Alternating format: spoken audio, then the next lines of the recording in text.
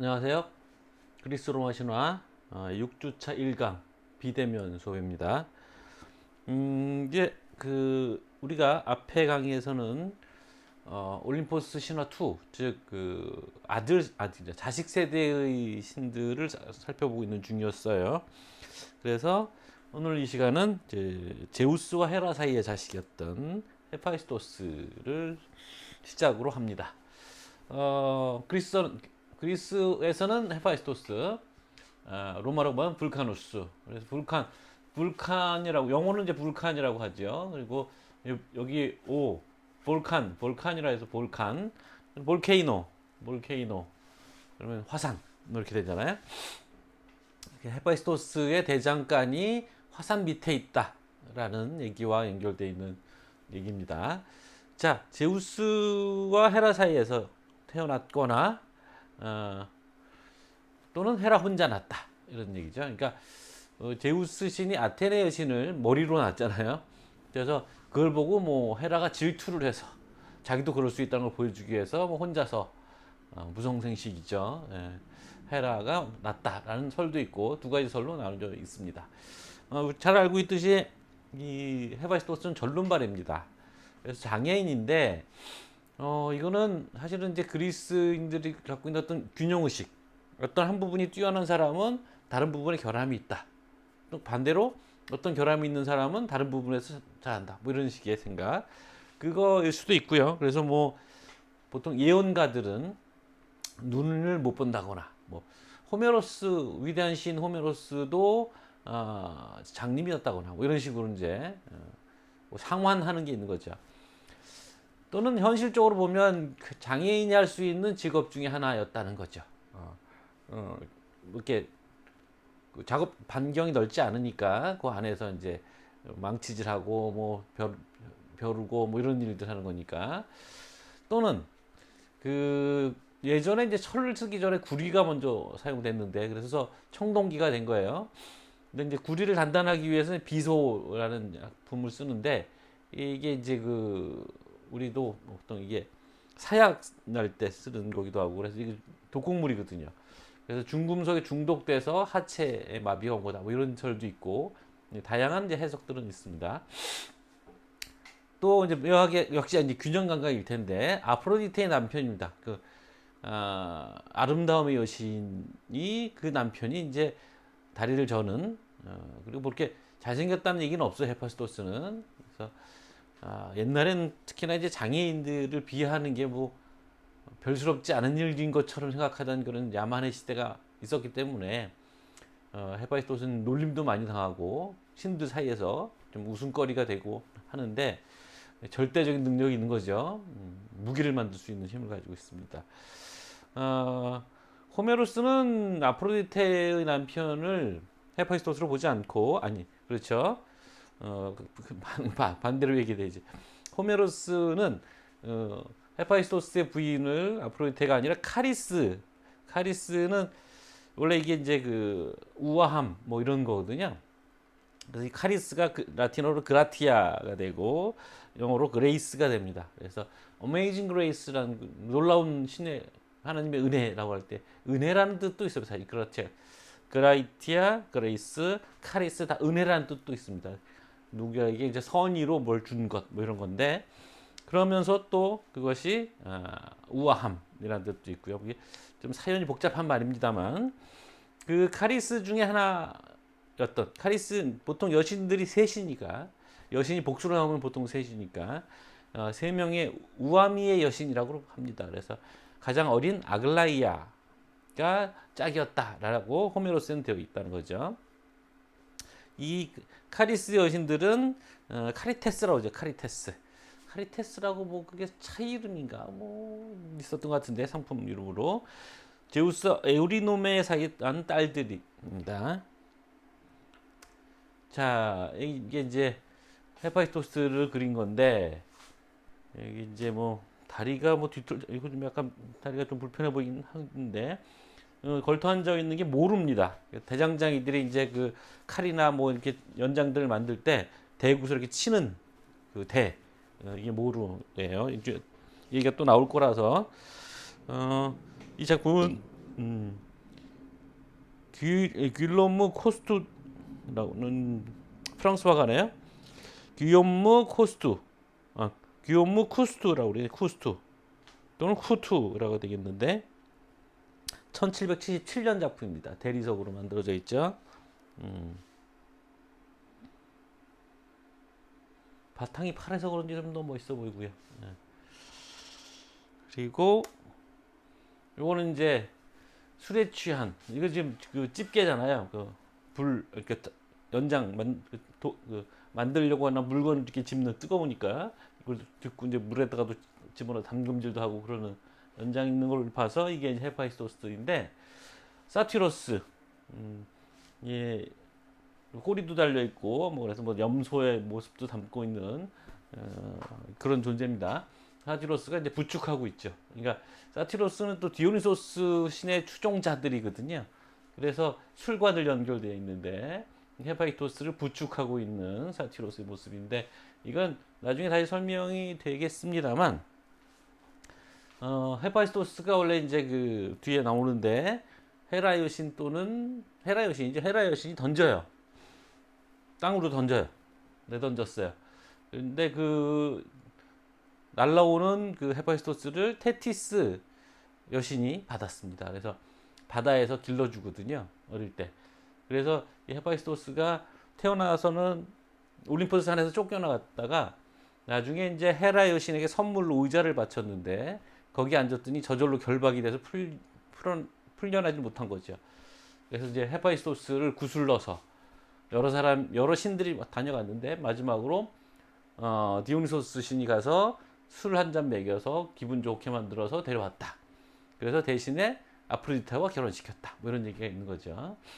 그래서 그 부축해서 지금 그 올림포스 산으로 귀환하고 있는 장면을 이제 화병에 담은 겁니다. 자, 이거는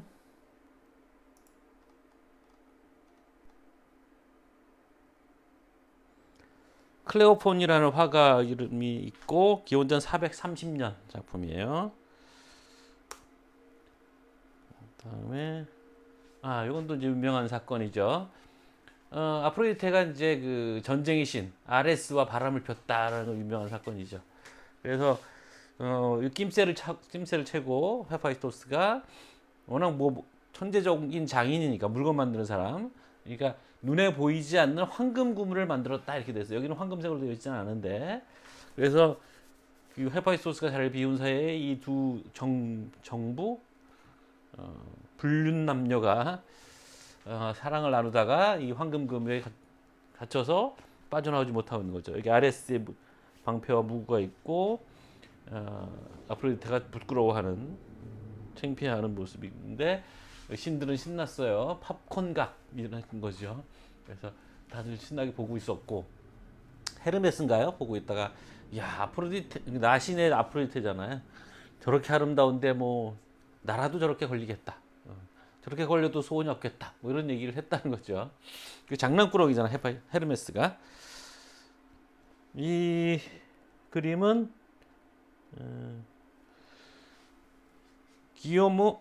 기요모 알렉산드르 샤를르 그러니까 알렉산드르 샤를르 기요모 하겠네요. 그래서 이 작품은 1827년 1827년 작품이고요. 요거는 이제 유명한 그 봄이라는 보티첼리 작품 중에서 그 등장 인물 중에 3미신 그 세 명의 카리스테스 우아의 여신이 나오거든요. 그 딱 원으로 이렇게 둘러싸인 형태 세 명의 카리테스 부분을 이제 확대한 겁니다. 이 작품은 보티첼리 작품은 1480년 작품이에요. 이제 확대된 전체 그림이죠. 여기가 이제 세 명의 우아미의 여신 카리테스가 있고 이게 헤르메스로 되어 있다는군요. 징표가 조금 애매한데 샌달 신는 거 정도가 되려나요? 이게 아프로디테고 에로스 눈을 가리고 있죠. 여기 이제 뭐 프리마벨라 이 봄의 여신인데 이 여신이 바람을 타고 이렇게 변하는 거예요. 그러니까 봄이 되는 거죠. 겨울에서 봄으로 되는 모습을 이렇게 보여준 거라고 했대요.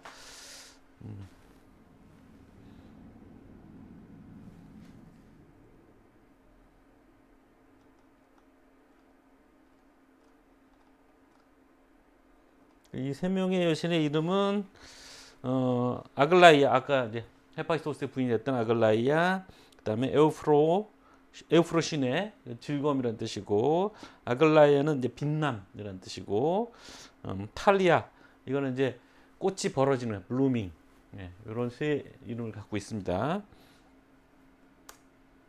자, 그다음에 헤파이스토스 추락 아까 얘기했던 거 두 번씩이나 올림포스 산에서 내던져집니다. 한 번은 제우스에 의해서. 그러니까 이건 뭐 그러니까 신화라는 게 늘 그런 거지만 이런 사람 저런 사람들이 얘기를 못했기 때문에 뭐 이렇게 딱 캐릭터 일관성 이런 건 뭐 이렇게 딱히 신경 쓰지 않는 분위기죠. 그래서 부부싸움 하는 사이에 헤파이스토스가 끼어들어서 엄마 편을 들었다는 거죠. 제우스가 신경질 나서 발목을 잡고 던졌다. 땅으로 내던졌다. 뭐 이런 얘기죠. 또 한 번은 헤라에 의해서 낳고 보니까 못생겨서거나 아니면 불구여서 버렸다. 되게 그 모멸차죠. 엄마가 이럴 것 같지는 않은데 이제 신화적인 얘기이기 때문에 다른 이유들로 이런 식의 이제 뭐 캐릭터, 이 스토리가 만들어지는 거죠.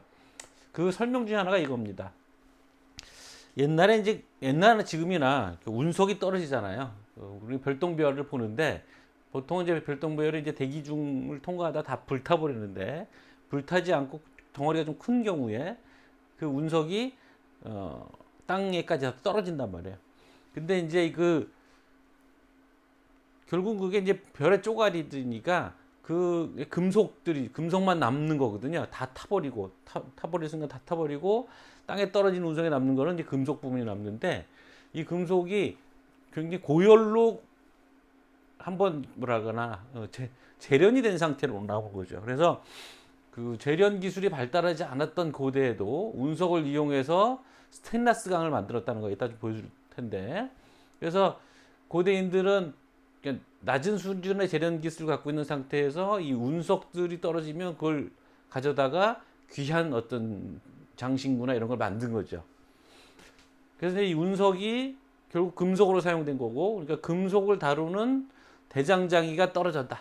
그러니까 운석을 떨어지는 것을 이제 이야기로 만들다가 이렇게 대장장이가 떨어지는 얘기로 만들고, 나중에 보면 이제 하늘과 땅 사이 거리는 청동모루가 떨어지는데 열을 걸리는 거리다라는 얘기가 호메로스인가에 나오는데, 대장장이의 모루, 아까 봤던 그 모루로 또 얘기가 바뀝니다. 그래서 저런 식으로 운석이 대장장이거나 대장장이 모루가 떨어지는 것으로 운석이 떨어지는 것을 바꿨다라는 거고요.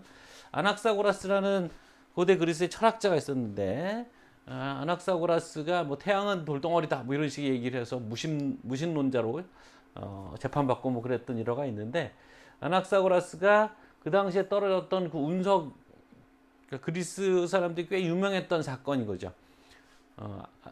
나중에 보여주겠습니다. 아르고스포타모이라는 곳에 운석이 떨어진 걸 보고서 하늘에 떨어졌으니까 별들은 다 돌로 된 거다 뭐 이런 식의 얘기를 한 거죠. 그래서 당시 사람들은 그 아폴론 신이 태양이고 뭐 이런 식으로 천체들을 일종의 신적인 생명체라고 생각하고 있었거든요. 근데 거기에 대해서 이제 찬물을 끼얹는 소리를 해서 아낙사고라스가 이제 무신론자다 뭐 이런 이제 혐의를 받고 재판을 받았다 뭐 이런 얘기가 있습니다. 자, 또 헤파이스토 관련된 얘기. 헤파이스토 대장간이 어디 있느냐? 아까 얘기했던 것처럼 이제 화산 밑에 있다. 시칠리아의 아이트나산 밑. 그러니까 이제 활화산이니까 대장간은 늘 불이 있잖아요. 불을 연상시키는 곳에 이제 잡은 거죠. 그래서 반대로 거기서 불을 떼기 때문에 화산이 이렇게 늘 불이 타고 있는 거다. 뭐 이런 식으로 생각을 하는 거죠. 그래서 불의 신이기도 하고, 그래서 화산, 볼케이노가 여기서 나온 말이다라는 거고요. 올림포스 산정이라는 설도 있습니다. 그 호메로스에 보면 테티스가 대장간을 찾아가거든요. 테티스 아까 말씀드린 것처럼 헤파이스토스가 올림푸스 산에서 지상으로 던져졌을 때 바다에서 이 어린 헤파이스토스를 붙잡아서 받아서 포수처럼 받아서 그 바다 밑에서 길렀고 거기서 이제 그 대장장의 기술을 배워서 뭐 브로치니 뭐 이런 걸 만들어서 테티스한테 줬다는 거예요. 그래서 이제 그 테티스에게 굉장히 고마움을 느끼고 있죠. 그래서 테티스의 아들이 이제 아킬레우스니까 그 호메로스 나중에 얘기할 기회가 다시 옵니다만 아킬레우스가 처음에 그 헤파이토스가 만들어줬던 무기들 방패와 갑옷이 있었는데 그걸 이제 트로이군에 뺏겼습니다. 본인이 뺏긴 건 아니고 친구가 입고 나갔다가 뺏겼는데 친구를 죽고 그래서 두 번째로 만들어 달라고 헤파이토스를 찾아가는 장면이 나오는데 거기에는 이제 올림포스 산에 있는 걸로 나와 있습니다. 그래서 이제 두 가지 설이 있어요. 그래서 이제 헤파이스토스는 비교적 그리스에서는 좀 주변적인 신인데 아테네에서는 좀 숭배를 받았습니다.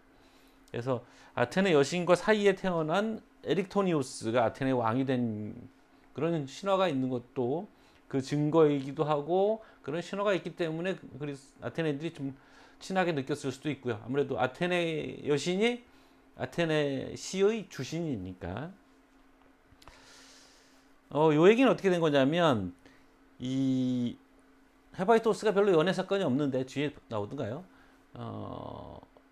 주로 이제 자기 부인이 바람 피고 다녀서 부인 바람 피는 거 부인을 바람 피게 하는 못난 남편 뭐 이 정도가 되어 있습니다만 그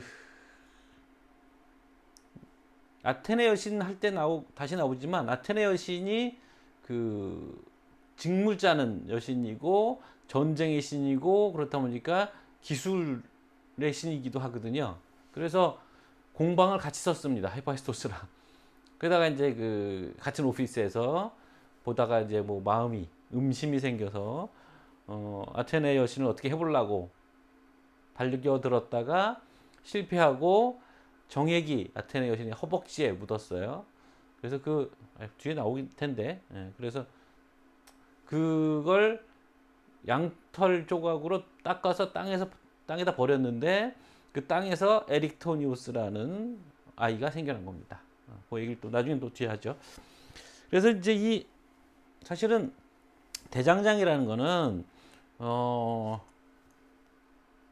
굉장히 그 신화적으로 따져보면 독특한 겁니다. 왜냐하면 대장장이라는 게 돌에서 쇠를 만들어내잖아요. 마술사란 말이에요. 마술사와 연결이 돼 있고 그 다음에 또 서양에서 유명한 연금술, 금 만드는 기술, 연금술의 어떤 시족, 조상 뭐 좀 되는 거죠. 그래서 사실은 영웅과도 같이 연결되어 있습니다. 그리고 이제 뭐 샤머니즘의 무당과도 연결되어 있고 뭐 복잡한데 비교적 그 그리스에서는 그렇게 뭐 우대받지 못한 직업이지만 소아시아에서는 이 대장장의 기술이 신적인 지혜고 그래서 정치적인 권력과 같이 하는 그런 것으로 굉장히 많이 숭앙받았던 아프리카도 그랬던 기술입니다. 자 여기가 아까 얘기했던 테티스 여신이 헤파이스토스 찾아와서 그 무기를 2차 제작된 무기를 받고 있습니다. 여기 큰 방패가 여기 보이시죠? 여기 뭐 무늬도 좀 있고 여기 투구 있고 창 뭐 등등을 이제 주고 있어요. 굉장히 키가 크죠 테티스 여신도. 자 이거는 기원전 5세기 화병 작품이고요. 이것도 이제 역시 무구를 가죽으로 되어 있죠. 여기는 이 당시 무구가 이래서 그럴 거야. 에로스는 여기 왜 또 떠 있나 모르겠습니다. 이렇게 셋씩이나 넷이나 다섯 여섯 막 되게 많네요. 이 작품 안토니 반다이크의 작품이고 이 연도가 1630년에서 1632년경 사이에 만들어진 작품. 반다이크의 작품. 자, 이거는 딱 봐도 몸매 이런 거 봐도 루벤스인 걸 알겠죠. 헤파이토스가 청동 방패를 주고 있습니다. 청동기 시대에 벌어졌던 전쟁이기 때문에 호메로스에서 나오는 무기들은 다 청동입니다. 청동. 합금이죠, 청동이. 그래서 이 작품은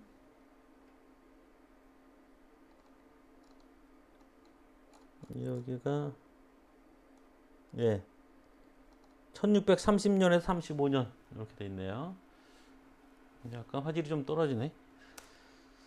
자, 근데 그 호메로스에 보면 그 헤파이스토스는 단순히 그냥 물건 만드는 제작자일 뿐만 아니라 예술가입니다. 그래서 그 아킬레우스의 방패에 세상의 모든 만물들을 담았다. 뭐 이런 얘기를 해놨어요. 그래서 그 방패 자체는 당연히 안전하시죠. 신화적인 얘기니까. 그래서 거기에 대한 해석을 한 작품들이 있습니다. 이렇게 인간들이 이제 농사 짓고 사는 모습들이잖아요. 여기 소 끌고 다니고, 이 안에 이제 그 태양, 황도 12궁인 것 같아요. 태양이 지나가는 12개 별자리가 있고, 요 안쪽은 뭘까요? 무슨 축제 행렬 같기도 하고, 이런 식으로 이제 해석을 한 거죠. 그래서 이 작품은 안젤로 몬티첼리라는 사람의 작품, 1820년경의 작품입니다. 그리고 또 하나 보면 이것도 이거는 이제 여기도 뭐 소가 있긴 하죠. 여기 뭐 축제 행렬 같은 게 있고, 여기는 군대가 있는 것 같고, 여기는 모르겠네요. 무슨 제2 행렬인 것 같기도 하고. 이거는 캐스린 바일이라는 사람이 2017년에 만든 겁니다. 앞에 거는 1820년이라고 그랬죠.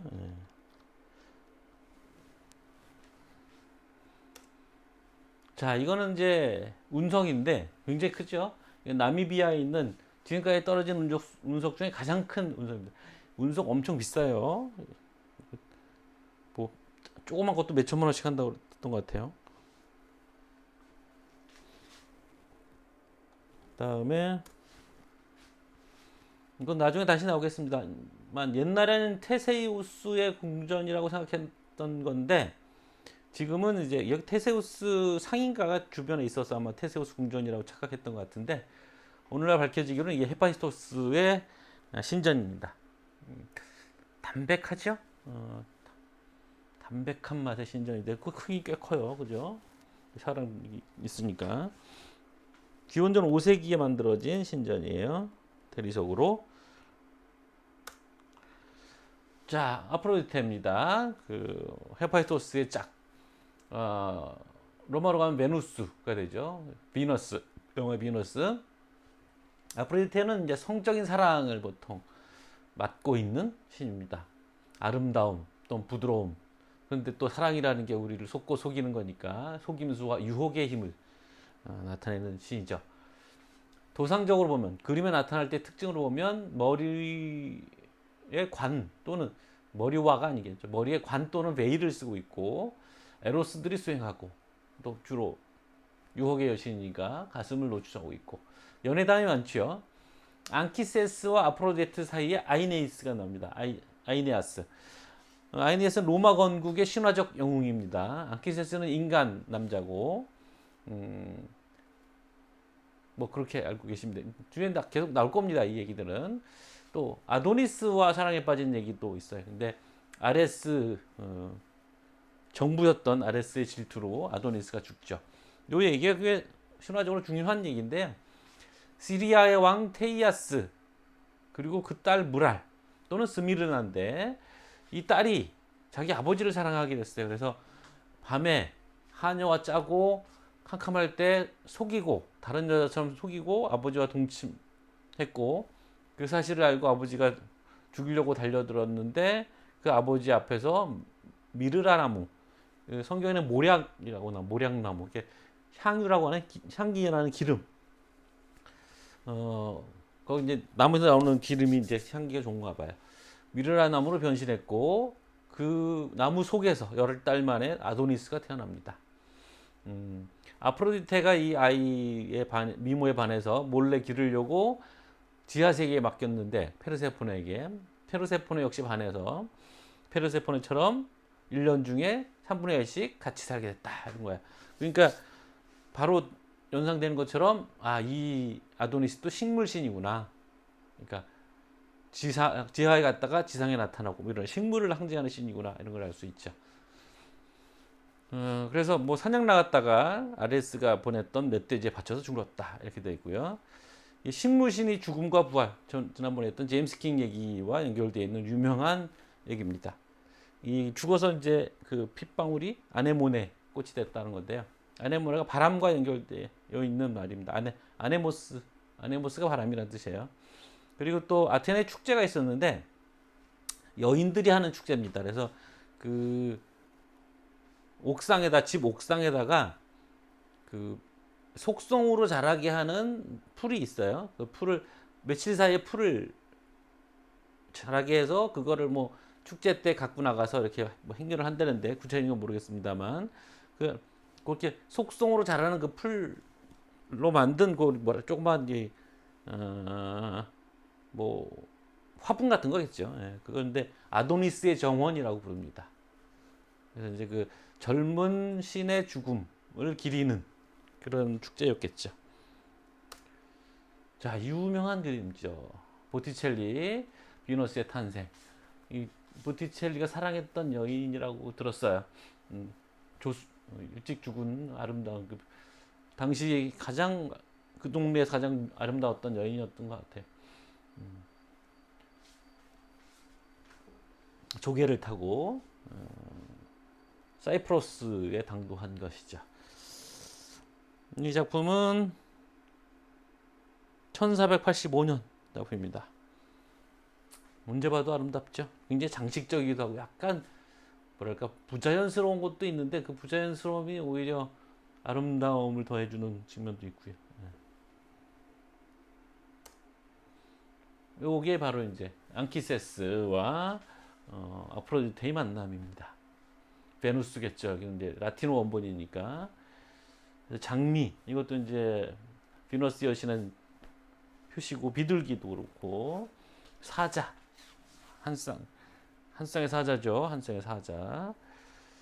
이들도 다 이제 아프로디테 여신을 나타내는 말인데 쓱 어디서 이렇게 나쁜 남자 컨셉을 갖고 있는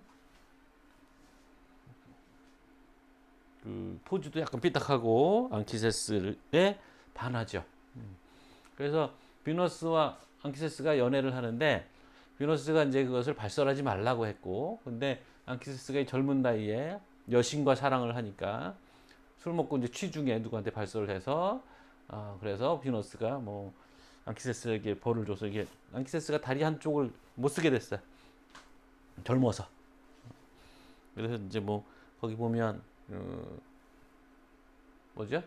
아이네이스 그 작품에 보면 그 트로이가 멸망할 때 아이네이스가 이 사람이 좀 트로이 쪽 사람들이거든요. 그래서 트로이가 멸망할 때 아이네아스가 불타는 트로이 성을 빠져나오는데 아버지를 업고 옵니다. 아버지가 다리를 저니까. 이 작품은 윌리엄 브레이크 리치먼드의 작품이고 1889년에서 1890년 사이에 만들어진 작품입니다. 리버풀에 있대네요. 자, 스미르라 모량나무에서 사이에서 아이가 태어나고 있죠. 이건 이제 루키나라고 라틴 쪽에서 출산의 여신인 거예요. 그래서 출산을 돕고 있고 그림이 좀 묘하죠, 이것도. 이 작품은 장드꾸르라는 화가 1560년 작품입니다.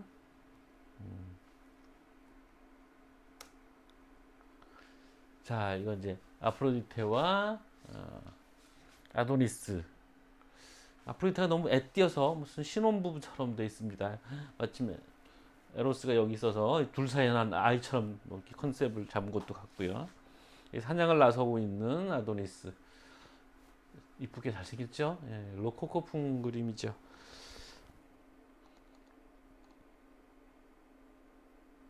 이게 1590년 안니발르 가라치라는 화가의 작품입니다. 자, 여기 되게 멋있어요. 그러니까 멧돼지에 바치는 아도니스인데 이 포즈가 아름다움이 한순간에 이렇게 꺾이는 그 장면을 잘 잡았어요. 대리석으로 되어 있는 작품.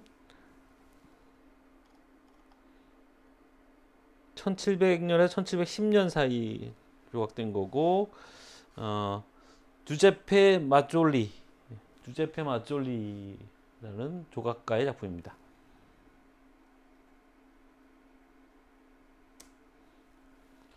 자, 여기 아까 얘기했던 아도니스 축제. 예. 이렇게 속성으로 정원을 만드는 쟁반에다 받쳐서 이렇게 사다리를 타고 올라가서 옥상에다 얹어 놓는 거예요. 그래서 며칠 사이에 이렇게 싹이 나오고 이렇게 줄기가 생기고 뭐 이러는 거죠. 여기 또 아도니스 왜 앞으로 에로스가 왜 또 여기 있는지 모르겠습니다만 여인들이 사랑해서 그런지. 그러니까 그리스에서 영웅 숭배라는 건 굉장히 독특한 측면이 있습니다. 그러니까 영웅의 죽음을 애도하거든요.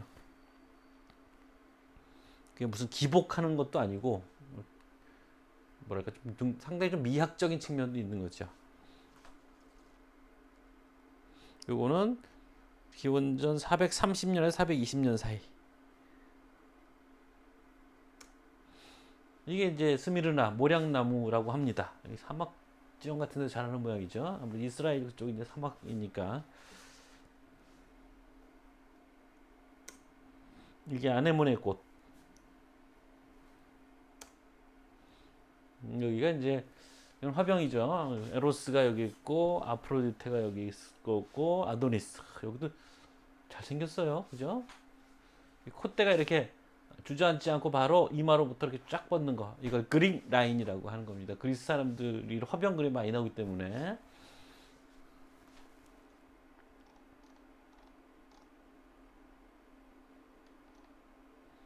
이건 기원전 410년 작품이고요. 아까 얘기했던 게 이겁니다. 그 이집트 피라미드 안에 여러 가지 장신구들 같이 놓은 부장품들이 있는데 그 수천 년이 지난 다음에도 이 칼이 녹이 슬지 않았던 거예요. 근데 당시에 스테인레스 재련 기술이 없었거든요. 그래서 도대체 어떻게 된 거냐, 뭐 또 이제 뭐 외계인이냐 뭐 이런 소리 나왔겠죠. 2016년에 하늘에 떨어진 운석에서 그 중에 운철 부분을 가지고 만들어진 거다. 그래서 자연적인 스테인레스 강이었던 거다. 이런 거죠. 수천 년을 주고 녹이 안 썰었다. 이런 얘기요.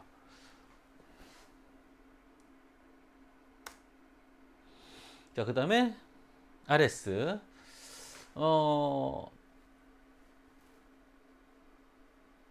로마로 가면 이제 마르스가 됩니다. 영의 마르스.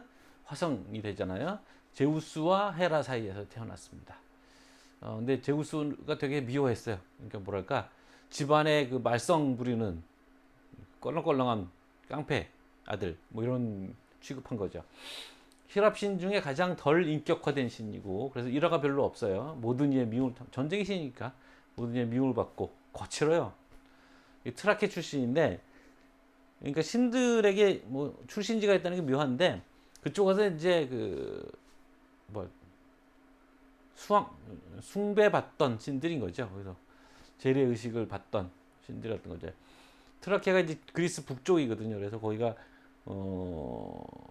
광산도 많고 그래서 사람들도 거칠고 좀 우리 뭐 함경도나 뭐 이런 거 같은 그런 취급받던 동네래요.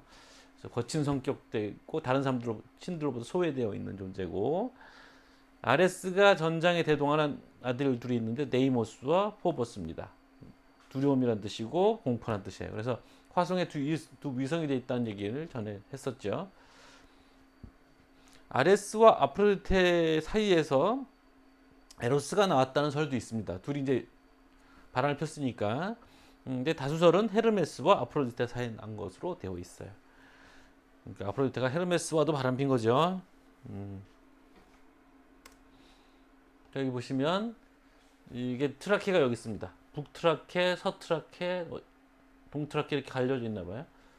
지금 불가리아 지역이랑 일부 겹쳐 있는 거고 그래서 바로 그 다음이 터키죠. 이렇게 해서 그리스로 넘어가는 원래 이제 그리스 땅이었던 거죠, 여기가.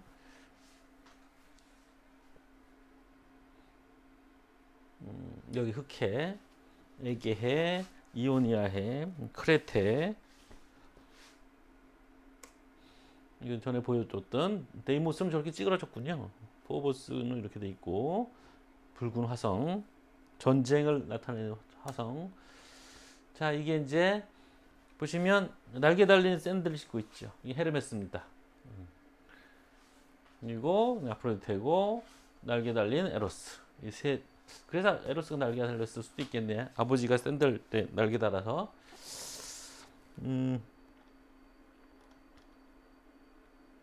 이거는 기원전 340년에서 330년 사이에 다리우스라는 화가 그림으로 되어 있어요. 화병 그림. 자, 이거는 이제 피낙스라고, 그러니까 이제 제사 지낼 때 이렇게 봉헌하는 그런 봉헌물의 종류의 접시 같은 거죠. 거기다 이렇게 부조를 새긴 겁니다. 그래서 여기 날개 달린 에로스가 앞서가고 있고, 뒤에 이제 여행객의 모자, 그죠? 그다음에 날개 달린 샌들. 여기는 부츠처럼 돼 있네. 이게 헤르메스. 근데 수염을 달아서 좀 늙어 보여요. 이게 아프로디테일 거고.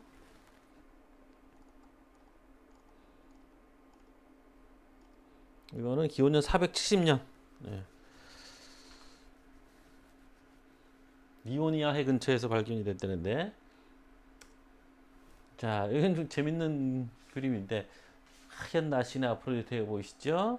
그리고 헤르메스가 여기는 이제 모자에 날개가 달려 있고, 뭐라고 있냐면 에로스에게 지금 글을 가르치고 있습니다. 그리고 이 밑에는 지금 아레스의 무기가 있어요. 사람들은 싸우기보다는 공부를 해야 된다, 뭐 이런 뜻을 갖고 있는 것 같죠? 여기 이제 흐뭇해하고 있습니다. 자기 자식에게 공부를 가르치고 있어서. 이건 1743년 만루, 샤를르 앙드레 만루라는 화가의 그림입니다. 색감이 이쁘죠? 로코코 스타일이에요.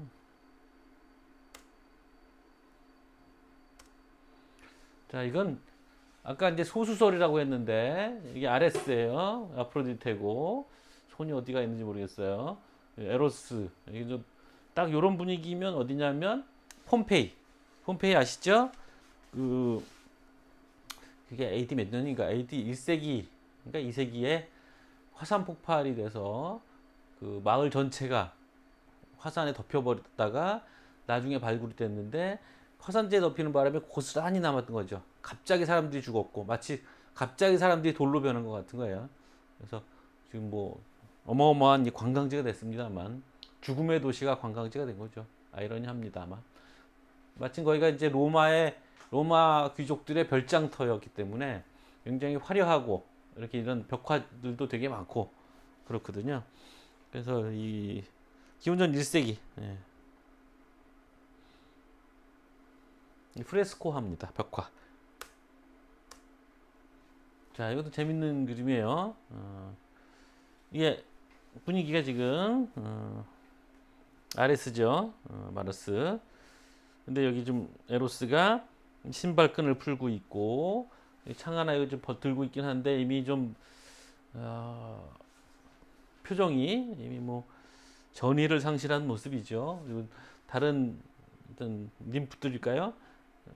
아레스의 무장들을 해제시키고 있어요. 그리고 꽃을 머리에 얹으려고 하고 있죠. 지금 남자 체면에 지금 머리에 꽃을 단 남자가 될 순간인데, 그러니까 이게 이렇게 느른하게 옆으로 비스듬하게 누운 아프로디테. 헬멧도 벌써 뺏겼어요. 이 화가는 자크 루이 다비드라는 화가고, 연도가 1824년입니다. 자크 루이 다비드는 프랑스 혁명 당시에 활동했던 화가고, 프랑스 혁명을 열렬히 찬미하고 프랑스 혁명의 정신을 미술에 투여하려고 노력했던 화가예요. 소크라테스의 죽음 장면을 그리기 굉장히 유명한 화가이기도 하고, 그래서 이걸 통해서 사랑이 전쟁을 이긴다라고 생각하고 있는 거죠. 그래서 이제 아프로디테와 마르스의 얘기들을 이렇게 우화적으로 해석하는 이런 그림들이 많이 있습니다. 그래서 예술가들이 즐겨 사용하는 소재가 됐던 거고요. 라틴어로 아모르 빈키트 옴니아. 아모르가 사랑이에요. 옴니아는 모든 것이고요. 빈키트는 이긴다. 사랑이 모든 것을 이긴다라는 말입니다. 자, 오늘은 약간 짧게 할까요? 앞에 좀 또 길었기 때문에 오늘은 40분, 뭐 짧진 않죠. 이 정도 하겠습니다. 수고했습니다.